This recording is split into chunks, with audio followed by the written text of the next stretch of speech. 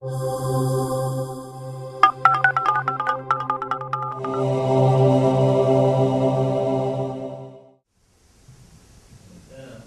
next question has to do with RPAC.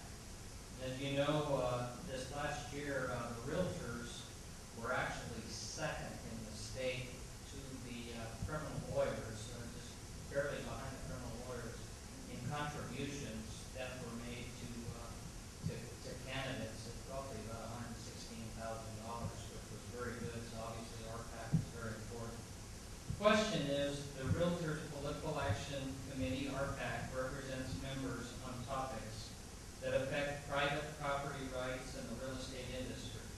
Do you support RPAC financially and philosophically? Please explain your position. Sandy. Thank you, Steve.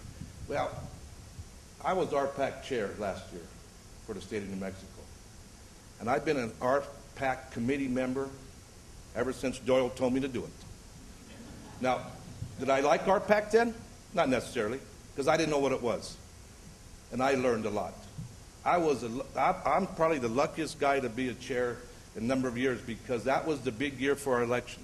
My committee got to interview all the candidates. Tom Udall, Harry Teague, Heather Wilson. It was great. And am I a supporter of this? Yes. I'm $1,000 every year because I believe in RPAC. I know that that is the backbone.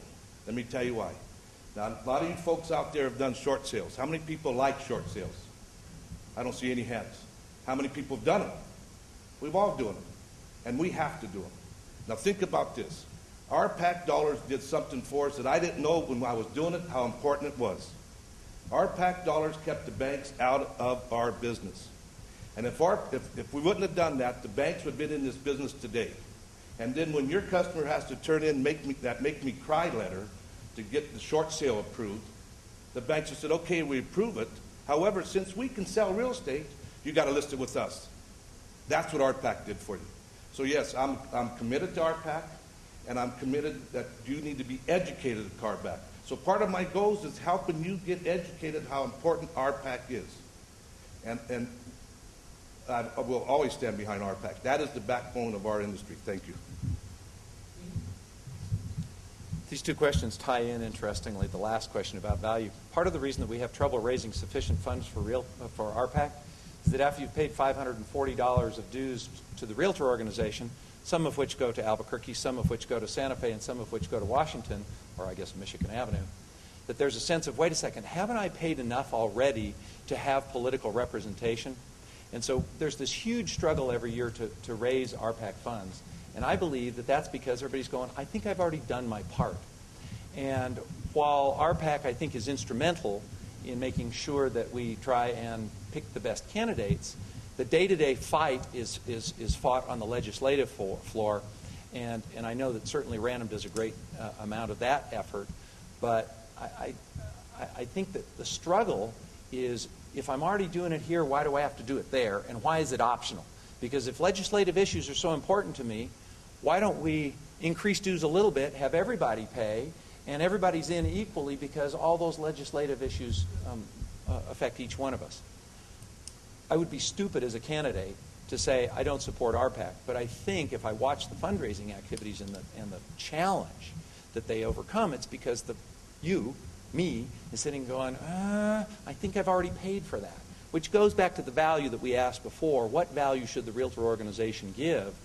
If we allocated those resources towards lobbying efforts on a regular basis in the dues, I think we might have a greater sense of value from the population, from the realtor population themselves. Okay, now it's when it gets a little more interesting. We're going to have each That was candidate. dull. We're not ready for rebuttals yet? Not yet. We're going to have each candidate gets to ask each other a question at this point. So Peter, you want to go ahead and ask Sandy your question? Sandy, tell me how we got to the place where it was the big guy versus the little guy. Are you talking about our height? Well, I know how that got there because you called me and asked me to Go all the way play. back to Italy. How do we get to the place in the board where the first question asked was representing the interests of the big guy and the little guy? Because that is whether it's the white elephant in the middle of the room or the rattlesnake in the table, that is a core issue that's circulating. Well, I'm glad you asked that question because I think it comes from you, Peter.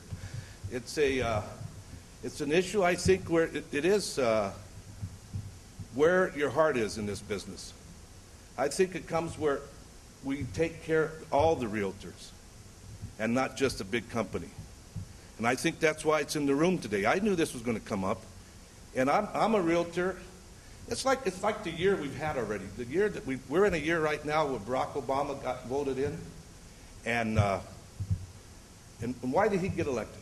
Because we're tired of the big corporations. We're tired of the big companies. So we put the regular Joe the realtor in. That's what it amounts to. We got to take care of each other. And I think through my leadership, I will continue to make the realtor organization the best. There's 1.5 million realtors out there. We have a voice. Education comes back in because Peter's comment about RPAC is not acceptable because he's not educated. RPAC dollars and dues dollars are separate. When you contribute to RPAC dollars, it's important. We all need to be educated. That's our fault. That's my fault as being RPAC chair. Maybe we didn't get educated enough, but we have met go. Kathy Olson is RPAC chair next year. So, but why we're separated big to small, it's only because of a philosophy. We have a different philosophy. We need to stay together as a realtor community and make us stronger. When we're all stronger, then we all make more money. And that's the only way I can approach it, Peter. Thank you. Okay, Sandy Lee, if you want to ask your question to Peter. Okay, my question is going to be this, Peter. It's kind of on the same lines as why do we have a different philosophy? But I'm going to ask you why you haven't contributed to RPAC since 2001. Two-part question. 2 reasons. I funded a chair at the New Mexico Symphony Orchestra for a lifetime chair for my father when he passed away. I have chosen to do donations to, I think if you were to look at my tax return, I hope to return reasonably to the community. And I have been pretty politically involved, and I didn't spend my $100 there because I put my dollars elsewhere. That's why. I don't think you know what my philosophy is, certainly based on your response. I believe that there are two parts to this. This is a business. And wherever the big bad corporation got its reputation in the United States is interesting to me, because big bad corporations like Intel certainly have done horrible things for our economy. So has GM. I don't think that big bad corporations are at fault. I think entrepreneurs, start with Rockefeller, Kennedy, that people who are entrepreneurially driven do a lot for the community. They support. We built a Habitat for the Humanity house because we could.